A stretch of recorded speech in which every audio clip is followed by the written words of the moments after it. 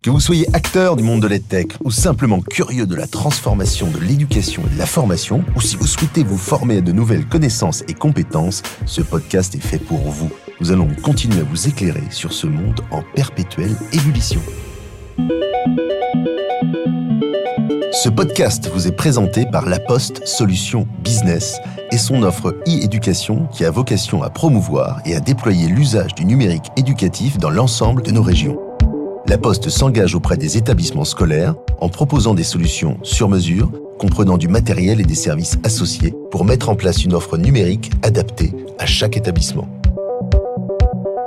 Je suis Rémi Chal, directeur général d'EdTech France, l'association des entreprises qui mettent la technologie au service de l'éducation et de la formation.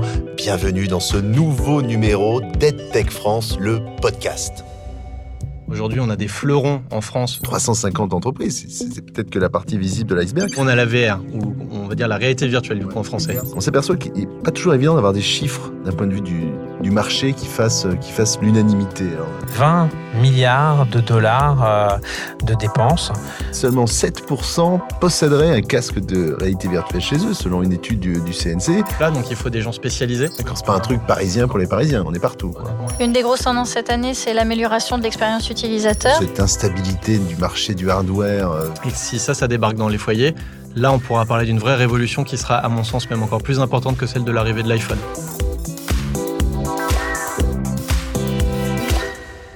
Dans ce numéro, nous allons tenter de répondre à une question qui a l'air simple comme ça, mais on va voir qu'elle n'est pas si simple. La réalité virtuelle est-elle l'avenir ou un avenir de l'enseignement et de la formation ?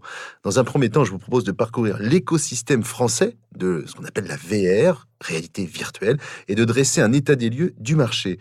Où en est-on en France d'un point de vue économique ? Quels sont les acteurs ? Comment le marché est-il structuré ? Et puis surtout, c'est quoi la VR ? Et dans une seconde partie, nous découvrirons les principaux usages dans l'enseignement et la formation. On vous emmènera même vivre quelques expériences dites immersives. Pour m'accompagner dans cette première partie, j'ai l'honneur de recevoir à mes côtés, à ce micro, Olivier Godest, le fondateur et CEO, Chief Executive Officer du salon Virtuality. Bonjour Rémi. Comment vas-tu, Olivier ? Tu es en forme ? Très bien, merci et toi ? Très bien, parce que je sens qu'aujourd'hui, on va apprendre plein de trucs avec toi. Alors, tu es fondateur du salon Virtuality, qui est dédié, comme son nom l'indique, à la réalité virtuelle. En quelques mots, est-ce que tu peux nous présenter d'abord ton activité et ce salon ? Virtuality, effectivement, c'est un salon qui est dédié au thème de la réalité virtuelle, mais pas que. Parce que nous, on parle de XR, donc ça intègre tout un tas de technologies, dont la réalité augmentée. Et donc, c'est un salon qui va être organisé pour la 3e fois à Paris. La première édition, c'était en 2017, février. La deuxième édition, en février 2018. Et donc là, cette année, on est un petit peu en décalé. Ce sera du 21 au 23 novembre au 104 dans le 19e à Paris. Et donc, c'est un salon qui a vocation de présenter toutes les technologies type réalité virtuelle, réalité augmentée, hologramme, réalité mixte, vidéo 360. Voilà, il y a tout un tas de techno hyper sympas à découvrir. Et l'idée, c'est de présenter pendant le salon tout un tas d'entreprises qui utilisent ces technologies-là. Elles sont issues de plein de secteurs d'activité différents. Elles présentent des cas d'usage qui sont tous très différents les uns des autres. Et l'idée, c'est de favoriser les rencontres business avec d'autres professionnels, puisque le salon se déroule sur 3 jours. 2 journées pro, le jeudi et le vendredi, et une journée ouverte pour le grand public qui est le samedi 23 novembre. Donc le grand public peut venir aussi, même en famille. C'est ouvert le samedi, effectivement, au grand public. Très bien. Alors, on va discuter ensemble et bien comprendre quel est cet écosystème français de la VR. Il y a un autre salon qui existe, qui est historique, qui est le salon Laval Virtuel. Quelle est la différence avec le salon Virtuality ? Je dirais que la principale différence, c'est assez simple, c'est la localisation. Donc voilà, nous, en tout cas, le postulat de base de Virtuality, c'est vraiment de se dire qu'on est un salon très, très orienté business. Puisque nos exposants, aujourd'hui, viennent acheter un stand pour rencontrer nos visiteurs qui sont potentiellement de futurs clients, de futurs partenaires. Et l'avantage d'être à Paris, c'est vrai que malheureusement, en France, on est quand même assez centralisé. Et donc, il y a tout un tas de clients potentiels, justement, pour ces entreprises qui ne vont pas avoir le temps, forcément, de faire un déplacement très important. Là, on vient dans le 19e de Paris, ça prend une petite demi-heure en métro. On y vient passer 2 heures, 3 heures ou la journée. Et après, c'est bon, on a terminé. Donc, c'est ça, je dirais, la principale différence. On accueille beaucoup de néophytes aussi à Virtuality qui viennent jeter un œil, découvrir pour s'inspirer. Donc, il y a une complémentarité. À mon sens, on peut faire les deux la même année. Bien sûr. Ouais. Bien sûr, je recommande même de faire les deux. Et puis Laval, c'est une très jolie ville. en Tout plus. à fait. Donc tout il à faut y fait. aller. Alors côté association, il y a beaucoup d'acronymes. Si on tape sur un moteur de recherche réalité virtuelle, etc., on trouve l'association française de réalité virtuelle, la FVR, on trouve l'UniXR, VR Connexion, Virtual Association, l'Immersive Learning Lab de mon ami Nicolas Dupin. Est-ce que tu peux nous éclairer? Comment est-ce qu'on s'y retrouve là-dedans? Qui fait quoi?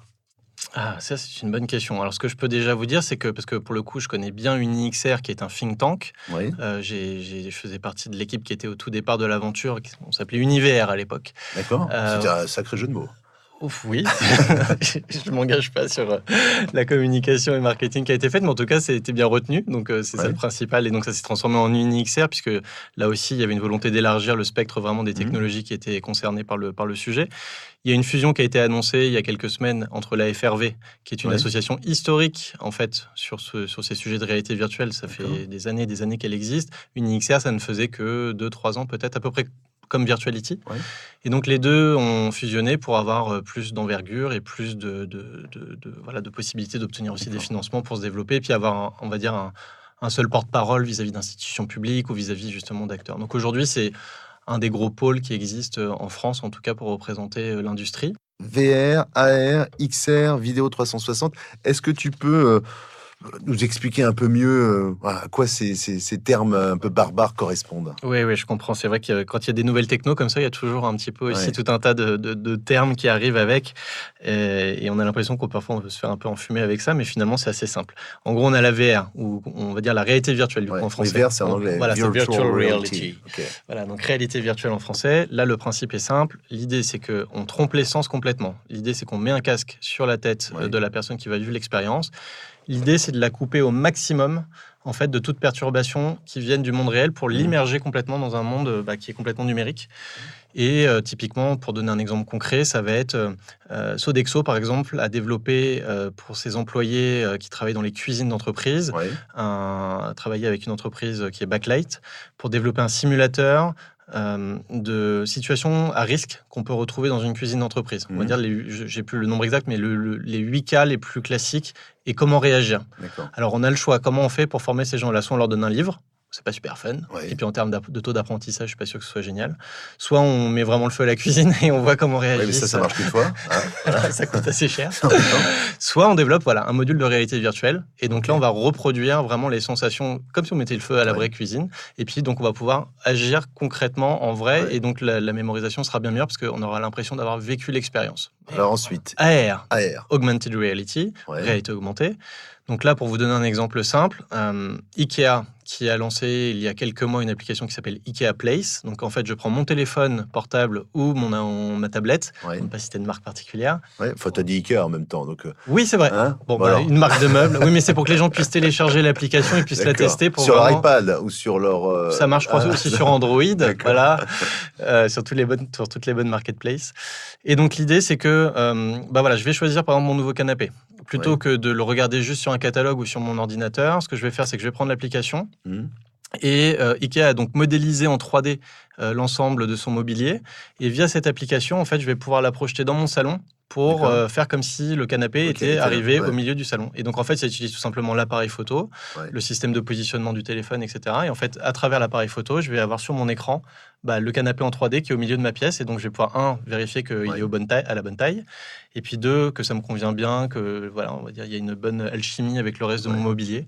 Voilà, ça, c'est un bon exemple de à Et- quoi ça sert la réalité augmentée. La XR, alors maintenant. Alors, C'est quoi il y en a un petit dernier, qui est un terme qui est surtout utilisé chez Microsoft, qui Ouais. est la MR. La MR. ça, Mixed je connais pas. Reality, donc D'accord. réalité mixte.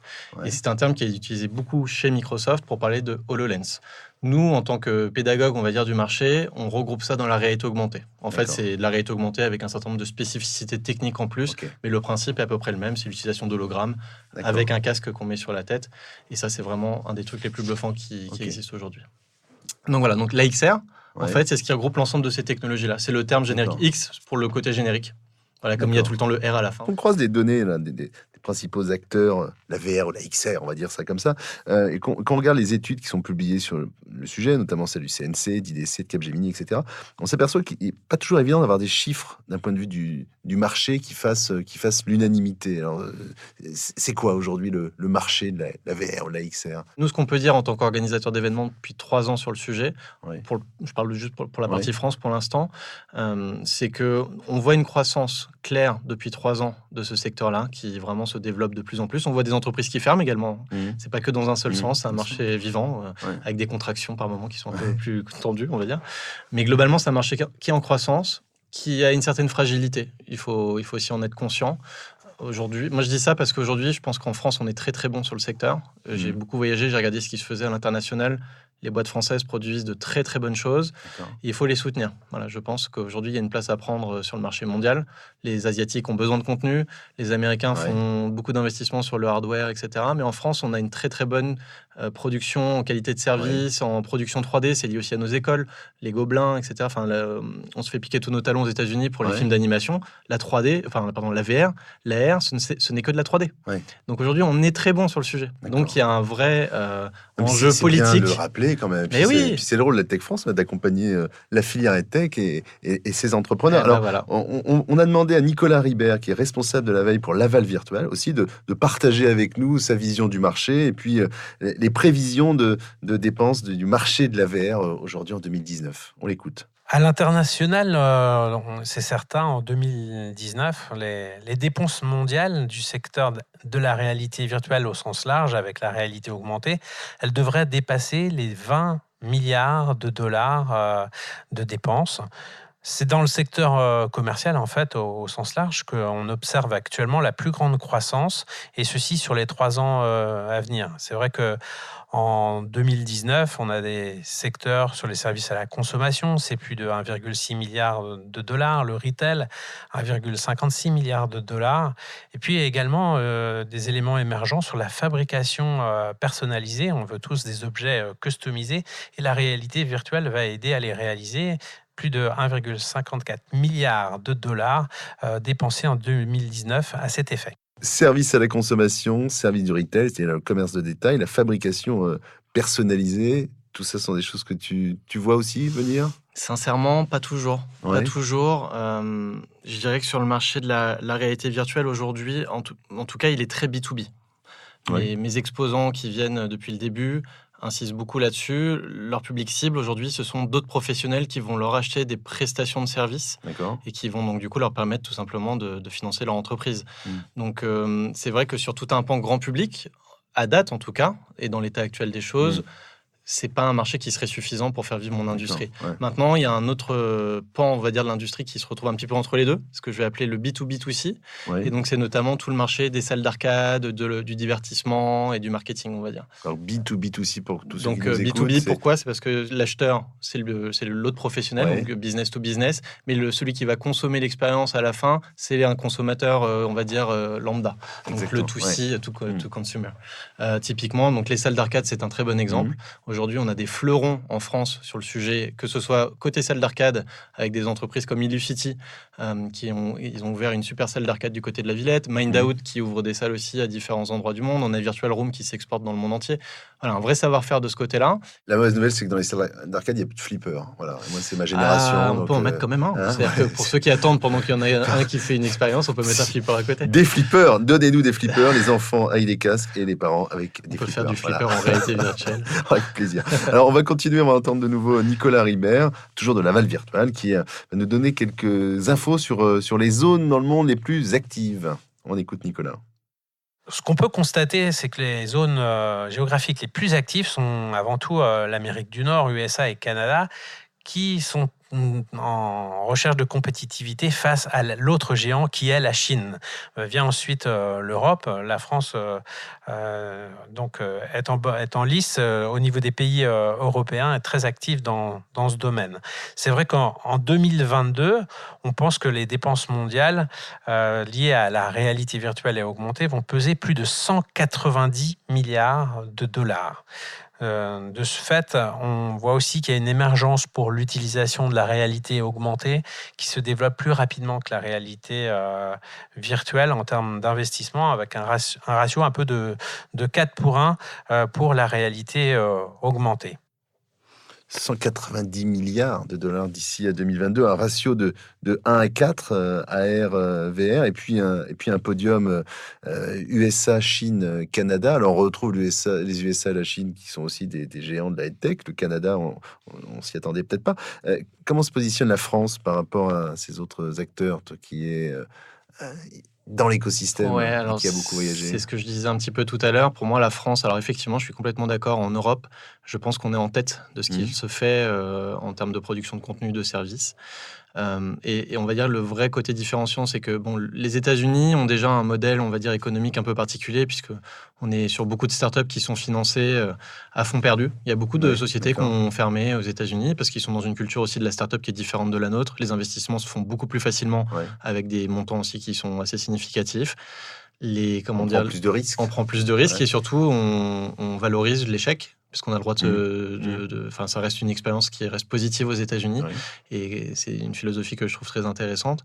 Donc les États-Unis sont dans cette logique de Silicon Valley. Chacun essaye de faire le nouveau Google, le nouveau Facebook et potentiellement le hardware aussi potentiellement de la VR ou de la XR, on va dire, puisque Facebook, Google, Apple, j'en oublie, pardon, Microsoft. Ouais. Enfin voilà, j'en cite que quelques-uns là, mais il y en a beaucoup qui sont sur des sujets de casque VR du futur, surtout lunettes de réalité augmentée qui vont venir dans le futur. Ouais. Voilà, les Américains ils concentrent leurs investissements, je dirais, surtout là-dessus.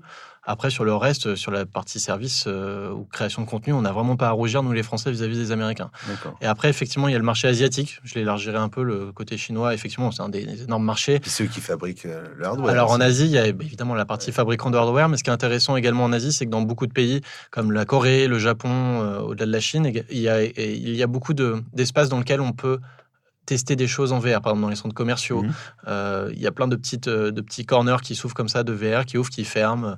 Ça pousse comme des champignons. Et il faut les alimenter en contenu, ces gens-là. Donc justement, la qualité française à ce niveau-là est très intéressante et pour réouvrir à des exports dans la région. Ouais. Et je pense qu'il ne faut pas oublier le marché sud-américain. Je ne dis pas ça parce qu'on organise Virtuality à Buenos Aires également. Quoi? Mais Vous organisez Virtuality à Buenos Aires? Depuis l'année dernière, Wow. voilà. Donc on est assez fiers parce C'est important, que voilà, important en si peu de temps d'avoir réussi à développer le salon à l'international, ça prouve bien quand même qu'il y a un marché et une croissance. Et donc à Buenos Aires, on a également, alors on n'en est pas encore au niveau de ce qu'on retrouve en Europe, surtout je veux dire en termes de volume. Il y a des choses en qualité qui sont très très bien, mais sur le volume, effectivement, ça reste plus petit. Ça fait à peu près la moitié de Virtuality Paris en termes de taille d'exposants. Mais c'est un marché qui est en plein développement, qui fonctionne bien aussi. Combien de visiteurs l'année dernière à Virtuality Paris? À Paris, on était à 12 000 l'année dernière. C'est énorme. Ouais, C'est pour énorme. un salon sectoriel, on va dire, sur quelque chose qui est un marché nouveau. Je pense que c'est très bien, oui, effectivement. Donc, on voit bien qu'on est encore sur un marché de niche, même s'il y a un potentiel de développement extraordinaire. Pourtant, il y a déjà beaucoup d'acteurs. Hein. Le dernier mapping de la BPI de février 2019, donc c'est récent, dénombrait 350 entreprises. C'est peut-être que la partie visible de l'iceberg. Selon toi, est-ce qu'il n'y a pas déjà trop d'acteurs sur un marché qui n'est pas encore mature? Et puis, est-ce qu'ils vont tous survivre? Alors, tous survivent, non. Non. Ça, c'est sûr. On le voit déjà, en fait. Nous, il y a des acteurs depuis 2017 qui ont déjà fermé leurs portes. Certains qui étaient quand même des acteurs assez reconnus, d'ailleurs, sur le marché. Pas des acteurs français, hein, forcément, des acteurs internationaux. Voilà. Sur le nombre d'acteurs en France, nous, on en dénombre plutôt entre 650 et 700 à l'heure actuelle dans notre base de données. 650 et entre 700 acteurs. Oui, dans ces eaux-là, français. ça évolue un peu D'accord. tous les jours, hein, Ouais. parce que même on est surpris parfois d'avoir des entreprises qui nous contactent, qu'on ne connaissait pas, Ouais. et qui sont dans des régions de France où elles n'ont pas forcément fait beaucoup de communication, mais elles font déjà des choses très intéressantes, et donc on en découvre un peu plus tous les ans. Ça veut dire aussi qu'il y a des entreprises sur ce secteur qui sont partout sur le territoire. Oui. D'accord, Oui, c'est pas un vraiment. truc parisien Non. pour les Parisiens, on est partout. Honnêtement, il y en a Ouais. partout sur le territoire. On a par exemple la région nord de la France avec Pleine Image qui vient tous les ans sur bien sûr, à Virtuality Lille, et qui ramène plusieurs entreprises qui sont dans Ouais. ce secteur-là. On en a aussi du côté d'Angoulême, on en Ouais. a dans le sud de la France. Honnêtement, c'est très varié. Et donc du coup... Du côté de Lyon aussi, j'imagine. Oui, forcément, avec toute l'industrie de l'animation 3D, évidemment, il y a des choses qui se passent dans ce coin-là. Moi, je vois ceux qui s'en sortent le mieux aujourd'hui, c'est qui? C'est ceux qui ont soit une activité qui est diversifiée. Si je prends l'exemple d'un acteur comme Backlight qui fait de la VR, depuis maintenant plusieurs années, ils ne font pas que ça. Ils sont très spécialisés dans la création de contenu 3D, mais au sens large. Si je prends Tacoma, ils font des solutions en réalité virtuelle pour la formation, mais ils ne font pas que ça. C'est d'abord une entreprise et une agence qui trouve des solutions de e-learning, mais la réalité virtuelle est un outil parmi tant d'autres. Donc en fait, nous, on les considère dans les acteurs de la VR, mais ils ne sont pas que ça. Donc eux, ils s'en sortent bien puisqu'ils marchent sur plusieurs pieds.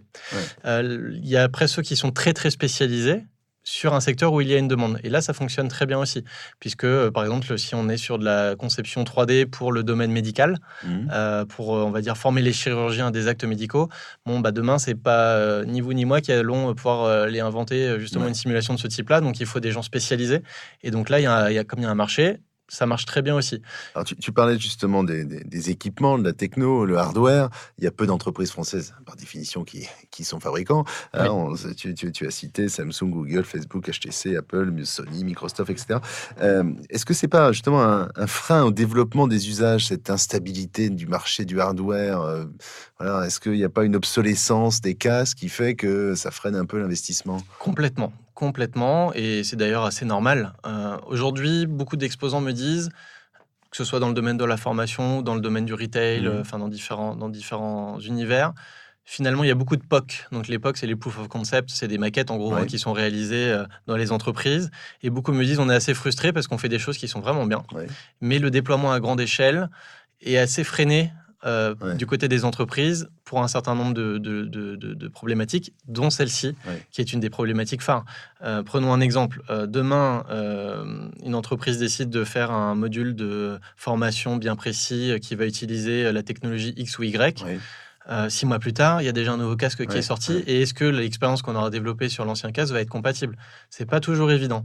Il y a un autre sujet qui est, OK, je vais investir tant d'euros. Donc là, si je me mets 6 mois en arrière, quand moi j'ai acheté par exemple mon matériel de VR, j'ai acheté un PC à 1700 €, le casque Oculus c'était on va dire dans les 500 €, et déjà c'est pas mal, ça fait déjà un bon investissement parce que là c'était juste un. Donc si après pour une entreprise on en achète 5, 10, 20, la facture elle commence à être salée. Et puis là je regarde 6 mois plus tard, Oculus ils ont sorti le Oculus Quest dont je vous ai parlé tout à l'heure, 450 €, finalement autonome, pas de besoin de PC, il y a juste à brancher le casque sur la tête et il y a une facilité d'utilisation. Là, je me dis, en fait, je me suis peut-être un peu fait avoir. Donc, je comprends que les entreprises, quand elles voient ça, les entreprises, elles se disent, OK, est-ce que là, c'est le bon moment pour investir ? Est-ce que là, le casque que je vais acheter, il va me tenir au moins 4-5 ans ? Typiquement, dans les écoles, on l'a vu avec les tablettes. Il s'est un peu passé ça. C'est-à-dire qu'on a attendu quand même qu'il y ait une espèce de stabilité sur le marché de la tablette et qu'on se dise, OK, une tablette, quand je l'achète, elle peut me durer quand même 4-5 ans sans qu'elle soit complètement HS au bout de 2.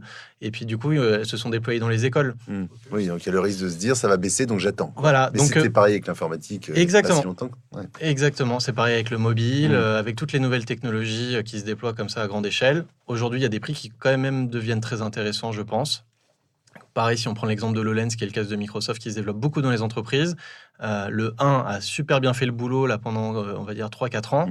Là, il y a le 2 qui sort à la fin de l'année, qui a été présenté à Barcelone il y a quelques semaines. La différence entre le premier et le deuxième, elle est incroyable. Il est vraiment extraordinaire, ce casque. Donc, je pense... juste la couleur qui a changé. Non, c'est vraiment, on peut prendre les hologrammes dans les mains, les faire bouger. On a vraiment, comme si c'était des objets qu'on pouvait saisir finalement, alors qu'avant, il fallait mettre ses doigts en L pour essayer de cliquer. Enfin, voilà, on parle de renouveau de l'informatique, ça passe notamment avec ce type de matériel.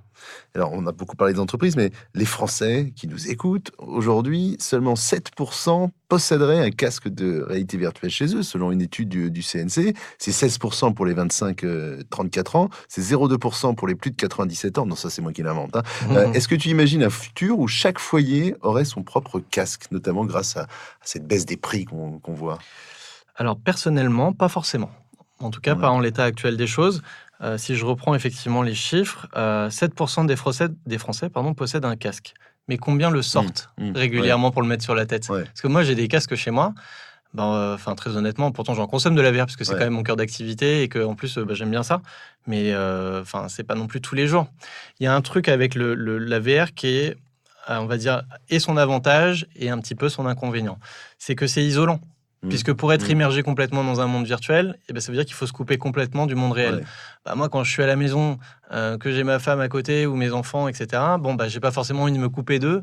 Alors, si je suis tout seul à la maison, que je suis célibataire, pourquoi pas? Ça peut être intéressant. Mais rien que ça, c'est un frein. Et c'est pour ça que personnellement, je crois beaucoup plus au déploiement des lunettes de réalité augmentée pour le grand public. Donc aujourd'hui, c'est HoloLens. C'est pas le grand public qui va l'acheter, puisque c'est vraiment une solution pour les professionnels, ne serait-ce que par son prix. Mais on arrive de plus en plus vers des solutions de réalité augmentée qui sont en train d'être brevetées par des grands groupes. Donc il y a plein de rumeurs qui circulent en ce moment sur le web. Il y a des petites choses déjà qui ont été présentées sur différents événements, qui ne sont pas d'ailleurs des choses qui sont forcément faites par les grands groupes. Il y a des Chinois aussi qui se positionnent sur le sujet. Ça, quand ça va arriver, le jour où un Apple, un Facebook, un gros major va être capable de sortir quelque chose qui fonctionne bien, et que si ça débarque dans les foyers, là, on pourra parler d'une vraie révolution qui sera, à mon sens, même encore plus importante que celle de l'arrivée de l'iPhone. D'accord. Voilà, ça va tout changer. Alors, dans les grandes tendances, il y a le fait de faciliter l'accès, la prise en main des technologies immersives, donc des nouvelles générations de matériel, on vient de le dire. L'expérience utilisateur, ça c'est quelque chose qui est un concept qu'on entend beaucoup dans les entreprises, ça devient le mode de mesure de l'efficience des applications de réalité virtuelle. L'expérience utilisateur. Alors, on va écouter à ce sujet Marie Leblanc, qui est responsable de l'offre Business Service de Laval Virtual, et qui nous donne un exemple, un use case qui met en avant l'expérience utilisateur, autrement dit l'UX. Une des grosses tendances cette année, c'est l'amélioration de l'expérience utilisateur. On remarque qu'il y a plusieurs startups qui vont chercher à améliorer la présence pour que ce soit plus crédible, pour que l'expérience soit plus crédible et plus cohérente avec nos sens. On a par exemple Boarding Ring qui utilise une solution contre le motion sickness. Ils ont adapté une solution qu'ils avaient utilisée pour le mal de mer ou le mal de voiture et ils l'ont placée à l'intérieur des casques. Et ça permet, en fait, quand on vit des expériences où on est en décalage au niveau de notre oreille interne, c'est-à-dire qu'on voit des choses qui bougent, mais on a nos pieds qui sont sur le sol, qui ne bougent pas, l'oreille interne, elle ne comprend pas bien ce qui se passe et parfois ça peut créer de la nausée. Là, avec ce système, notre œil, il voit toujours où il se situe par rapport à l'espace et donc ça permet de ne pas créer ces sensations de nausée. La sensation de nausée, moi je l'ai jamais eu. J'ai testé plusieurs casques. Alors j'imagine qu'il y a des gens qui sont plus ou moins sujets, mais là on voit qu'il y a des choses qui permettent de réduire, voire de faire disparaître Exactement. Qu'est-ce qui va favoriser une meilleure immersion? C'est la qualité des casques. Moins on va voir qu'il y a de pixels, plus on va avoir un rendu qui se rapproche vraiment de ce que voit l'œil humain sans voir les petits pixels. Plus on va couper justement effectivement cette notion de nausée qu'on peut avoir parfois. Et puis, c'est potentiellement de renforcer l'immersion via d'autres canaux. Ça peut être notamment via le son, ça peut être avec des fauteuils à vérin. Si on fait un grand 8, pourquoi pas. Mais dans ce cas-là, il faut vraiment que ça bouge pour avoir cette impression que je suis vraiment dans un grand 8. Et alors, du coup, c'est quoi la grande tendance là, que tu sens venir là, d'ici notamment le prochain salon Virtuality? Alors, des tendances, il y en a plusieurs. Il y en a une qui est le e-sport VR. Le e-sport VR, c'est un sujet qui a vraiment de l'avenir parce que je pense qu'il permet peut-être de donner une notion un peu plus spectaculaire encore au jeu que n'est le e-sport, on va dire, derrière un écran avec simplement une souris et un clavier qui peut déjà être spectaculaire parce que c'est quand on regarde un petit peu et qu'on s'intéresse aux jeux vidéo, c'est vrai qu'on peut voir la performance de certains gamers. Là, dans le e-sport VR, ce qui est intéressant, c'est qu'on mobilise aussi beaucoup le physique. Si je reparle de After H tout à l'heure, de Smart VR Studio, ce qui est intéressant, c'est que quand je vais devoir baisser mon personnage pour me protéger des balles que vont me tirer les adversaires, il va falloir que je me baisse sur mes jambes. Et donc, donc il y a une performance physique qui fait qu'on va fatiguer, en tant que spectateur, quand on suit ça, c'est quand même assez sympa à regarder. Le marché de la formation, c'est clairement un marché qui, à mon sens, a beaucoup de potentiel parce que je trouve que pour les enfants, il y a plein de choses qui sont hyper intéressantes. La Lune, comment elle est constituée, ou Mars, comment ça donne quoi, on va dire, d'être à la surface de Mars. Soit on peut leur montrer sur un livre ou via une cassette vidéo, soit on peut leur faire des démonstrations via de la réalité virtuelle, via de la réalité augmentée. On peut les emmener n'importe où, au fond des océans. Il y a plein de choses à imaginer. Il y a de l'interactivité qui fait que ça favorise l'apprentissage. Du côté des professionnels, c'est en fait déjà valorisé très très bien, on va dire, dans ce domaine-là, parce que ça permet de diminuer un nombre de coûts qui est très significatif. Typiquement, le pilote d'avion de chez Air France qu'on met dans un simulateur pour faire de l'apprentissage de vol, des heures de vol d'apprentissage. Finalement, aujourd'hui, je peux le faire pour n'importe quel corps d'activité, parce que j'ai pas forcément besoin de faire un énorme simulateur comme ça. Là, évidemment, pour des pilotes, c'est nécessaire, mais je prends l'exemple du conducteur de la RATP qu'on a besoin de former à la conduite du métro. Soit je mobilise une rame et un métro, que je ferai sûrement un moment parce qu'il faudra quand même le faire en vrai, Mhm. mais pour le préparer, je peux déjà le faire en réalité virtuelle. C'est vraiment très large sur l'éducation, formation et l'accompagnement des pros. Donc ça, je pense que c'est un marché qui a vraiment du Ça potentiel. existe déjà dans la formation continue, la formation en entreprise, notamment pour des métiers techniques, les formations sécurité, etc., de mécaniciens, mais aussi pour les formations tertiaires. Il m'est arrivé de tester une solution où j'étais à la place d'un réceptionniste et je devais gérer un client mécontent, Tout à fait. par exemple, Il ou existe dans des la relation simulateurs. commerciale, etc. Tu l'as dit, un peu à l'école aussi, peut-être demain. En tout cas, il y a des choses qui existent. Et puis l'enseignement supérieur. Alors, il y a Neoma Business School qui a déjà implémenté des cases pour toute une partie de ses étudiants. Je salue Alain Goudet s'il nous écoute. Et puis, Bonjour, Alain. voilà, je pense que les choses vont se généraliser. Je comprends qu'il y ait un salon, je comprends qu'il y ait des passionnés, parce qu'il y a un champ des possibles qui est assez extraordinaire. Et puis, on voit bien qu'on part d'un usage qui, après, comme ça, est plutôt ludique, qui nous coupe du monde, à un usage qui est, au contraire, très sérieux et qui nous socialise d'une certaine manière. C'est ça. Nous, je me souviens, la première année, c'était vraiment notre phrase. On disait, on voulait prouver que ce n'était pas un gadget. Je sais pas pourquoi, il y a beaucoup de gens, il y a encore 2 ans, qui me comparaient la VR à la 3D dans les cinémas. Ils disaient, oh, ça va être comme la 3D dans les cinémas. C'est un truc qui va durer quelques temps et puis après, on n'entendra plus parler. Ça, par contre, j'y crois pas. Moi, je pense vraiment qu'il y a un avenir pour cette technologie-là. Mais merci beaucoup, Olivier. C'était passionnant, c'était fascinant. On voit bien que c'est un marché encore balbutiant, mais qui se structure, qui se consolide. On voit bien qu'il y a un savoir-faire français qui s'exporte. Et ça, j'en suis ravi, parce que c'est aussi le fer de lance d'EdTech France que de défendre cette filière de l'innovation en France, au service notamment de l'éducation et de la formation. Et justement, dans cette deuxième partie du podcast, on va s'intéresser aux usages de la VR avec un certain Bertrand Wolf, que tu connais, du Pavillon. Merci beaucoup, Olivier. Merci beaucoup, Rémi. À très bientôt. À bientôt. Que vous soyez acteur du monde de l'EdTech ou simplement curieux de la transformation de l'éducation et de la formation, ou si vous souhaitez vous former à de nouvelles connaissances et compétences, ce podcast est fait pour vous. Nous allons continuer à vous éclairer sur ce monde en perpétuelle ébullition. Si vous voulez nous suivre et nous soutenir, n'hésitez pas à vous abonner à ce podcast sur l'ensemble des plateformes d'écoute. N'hésitez pas à le noter et à en parler autour de vous. Vous pouvez nous retrouver sur nos réseaux sociaux ou sur notre site internet. Merci à Maxime Maton pour la production de ce podcast et à Laura Macari pour sa préparation.